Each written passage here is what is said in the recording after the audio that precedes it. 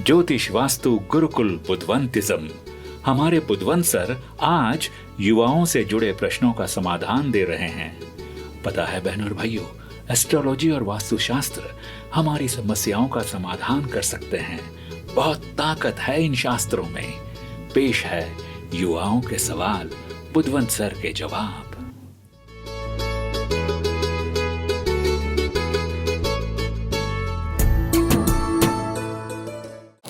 तो मंगल शनि के बाद जिससे हम सबसे ज़्यादा डरते हैं वो है राहु केतु।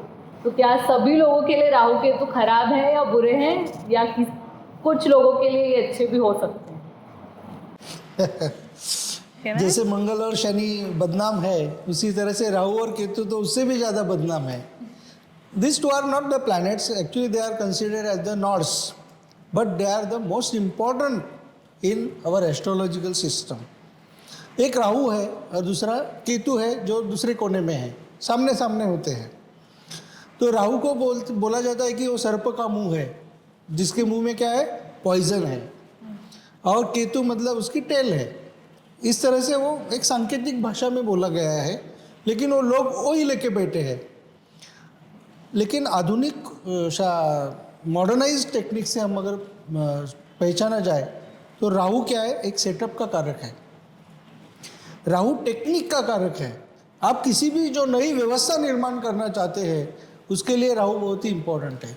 राहु वासना का कारक है, मतलब आपके अंदर एक बहुत ही ऐसी एक इच्छा होनी चाहिए कि जो इच्छा फलद्रुप हो सके, फ्रूटफुल हो सके, उसका कोई एक स्ट्रक्चर बने, तभी वो एक व्यवस्था बनती है।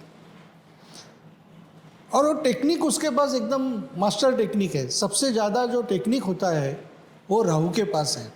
इसके लिए Rahu is very important planet, node. उसके बाद में केतु है।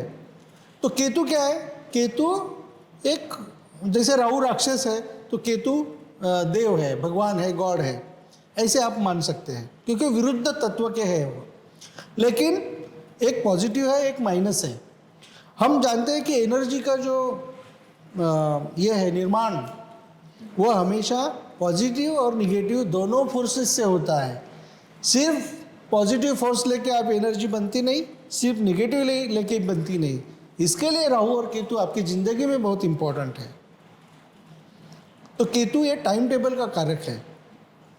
जहाँ राहु आसना का कारक है, वहाँ केतु समर्पण का कारक है, सैक्रिफिकेशन का कारक है। और कोई भी काम विथ वेरी डेडिकेशन करने का काम केतु करता है। इसके लिए केतु भी आप में चाहिए। So Ketu is considered just like a Mars, Mangal की तरह है वो, ऐसा समझते हैं। तो इस तरह से अगर हमें जिंदगी में यशस्वी होना है तो हमें राहु और केतु इन दोनों का उपयोग करना पड़ेगा।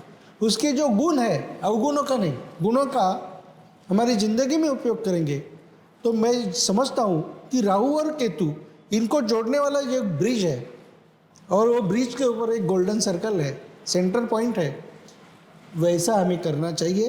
अगर ज़िंदगी में हम अटैचमेंट और डिटैचमेंट इनके बीच में अगर एक समतोल, एक बैलेंसिंग करके चलेंगे तो आपकी ज़िंदगी में कभी भी दुख निर्माण नहीं होगा। आप हमेशा सुखी रहोगे और आपको हमेशा हर काम में यशस्विता प्राप्त होगी। ये मेरा दावा है।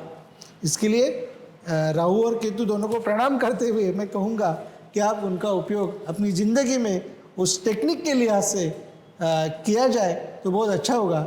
एक टाइम टेबल बनाइए, एक सेटअप तैयार करिए, उसके लिए एक टाइम टेबल बनाइए और एक मेथड, एक पथ, एक पाथ तैयार कीजिए, आपको ये ज़रूर मिलेगा। सो दे आर वेरी गुड।